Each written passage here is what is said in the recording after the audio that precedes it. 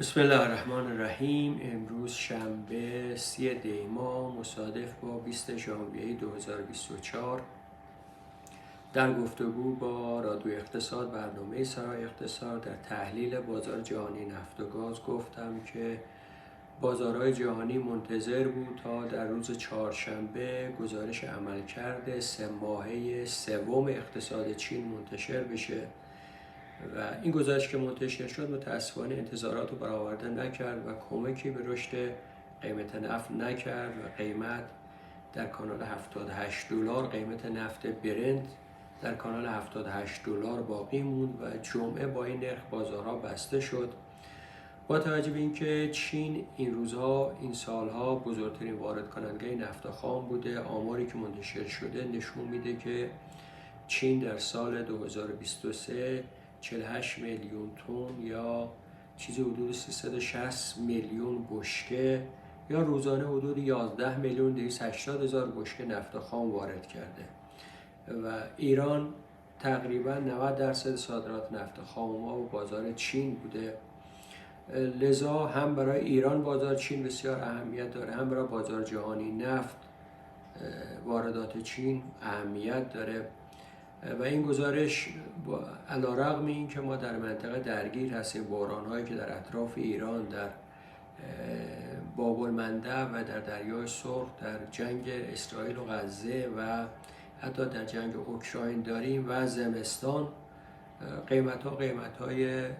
قابل قبولی نیست و قیمت‌ها در کانال 76 تا 79 دلار باقی مونده و قیمت جهانی گاز هم چیزی حدود 44% کاهش پیدا کرد. اگرچه در این مدت ماه ژانویه سال گذشته ما 11% متوسط قیمت نفت خام از سال قبلش کمتر بود، امسال در این مدت تقریبا 3% جبران شده. ولی با این حال با توجه به نرخی که ما در بودجه سال آینده دیدیم و میزان صادراتی که دیدیم، این نگرانی وجود داره که نتونیم منابع مالی بودجه رو کامل تامین بکنیم. در این وضعیت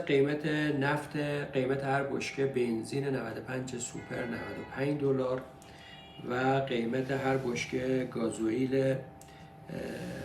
گازوئیل 97 دلار و 93 سنت بوده و قیمت نفت و کوره 392 دلار.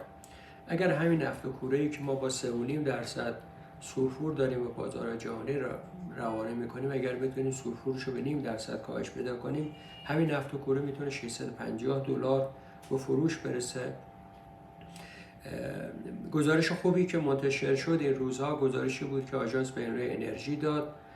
و اعلام کرد که ایران در 9 ماهه امسال 34 میلیارد دلار از محل صادرات نفت درآمد داشته. ما اخیراً گزارش سازمان برنامه اعلام کرد که در 6 ماه 26 میلیارد دلار درآمد داشتیم که تقریباً با گزارش آژانس بین‌المللی انرژی همخوانی داره. با این منطق اگر پیش بریم ما تا پایان سال باید بتونیم به درآمد 44-45 میلیارد دلاری برسیم که اگرچه درآمد بسیار خوبیه و میتونه بخش بزرگی از نیازهای ارزی کشور تامین بکنه، ولی وقتی اینو بر جمعیت 85 میلیونی ایران تقسیم میکنی، رقمی که سرانه هر ایرانی از درآمد نفت هست چیزی حدود 500 دلار خواهد بود که اصلا عدد دندونگیری نیست و در مقایسه با کشورهای همسایه ما که جمعیتاشون 1/10 بعضا 1/20 جمعیت ایران هست